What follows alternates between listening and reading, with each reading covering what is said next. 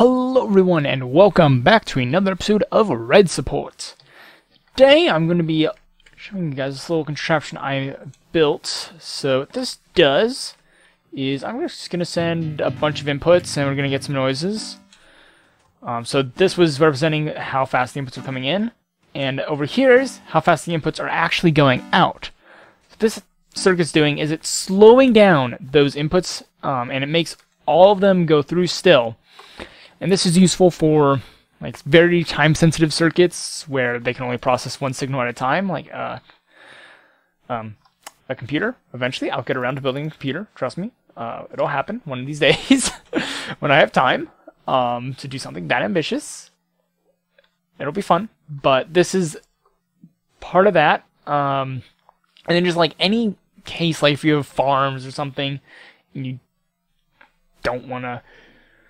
Or just if you have something that can only take in an input every so often. So the way this thing is going to work, let me explain this real fast. We have our input right here, which goes into a dropper, which will send the item into this other dropper, which will turn on this comparator, sends a redstone signal up into this block, powering off this torch, and this redstone dust is functioning as and I think it'd technically be an OR gate. So like it's weird, like it's designed to be an AND gate, but it's mostly functioning as an OR gate. I'll explain that logic in a moment. But anyways, it powers on this redstone dust, which will keep the piston extended. This is an etho hopper clock right here, and let me send in a couple of pulses. So this is how I was saying this is kind of like an AND gate, except inverted. So yeah, it would be I think a NAND is a better way to put it. Anyways, this torch activates only when the dust is off, and the dust is only off when these two are both off. That's why I was saying it's like kind of really the dust is an OR gate, but the torch makes it an AND gate. I think is logic. Yeah, that's how that works. And then from the torch, it sends both an output signal, and then it also sends a signal back in, powers the dropper, and sends the item back in. So the way this is working is we're making use of the items. So let me power this on a bit. And we have items in here, which is what makes this thing run. And when it runs out of items,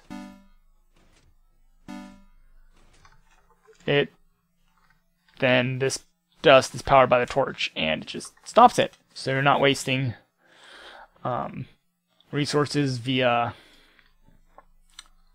hoppers moving items and whatnot. And it's surprisingly compact too. Because it's only 2 blocks wide. It's non-tileable, so if you wanted more, it'd be technically 3 blocks. Because you want to keep the air between them.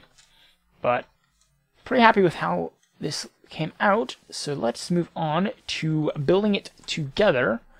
So first off, I have a little spot right here. This block's going to be your input. I'm going to put a dropper, and put a temporary block, and a dropper facing in. And then here's where you put all of your items. So we'll put the red wool there. And now we're going to take a comparator output from this dropper, which is going to go into a block with redstone dust, and that's going to go into a repeater. It's going to go into a block with a torch on it, and on top of here is going to be redstone dust, and we're going to put a torch on the side. And let me, this block's going to be our output, so you can put a redstone dust right there. And then on this side, this is going to be our loop around. And the reason this is a repeater is because we're going to put a comparator right next to it facing into this block. And we're going to put down 2 hoppers, like so, make sure they're facing to each other. And this is going to make our hopper clock, and then we're going to put a piston, and a block of redstone, build a temporary block. Put a piston facing in. And then 2 blocks like so. The comparator facing out and dust the other. And on this side, I'm going to put a block. And then we're going to just diagonally go down. And put redstone dust on all their faces. And that should be it. So we can give this guy a quick test. Grab... Oh, it's not quite done. So inside of here, if I'll block, we're going to put however many blocks you need. So I think I have that one set to 3 blocks. So let's do 4 blocks. Now we're done.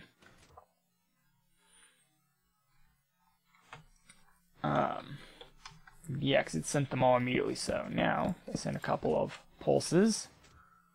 See, it'll send 4 pulses. So there's 3. Oh no, that's 4. Yeah, it's hard to count them. Just because the way I have this set up, the first one that goes through will immediately send a pulse. So that way you're not waiting on the clock to send it through. And then it just waits for the next one.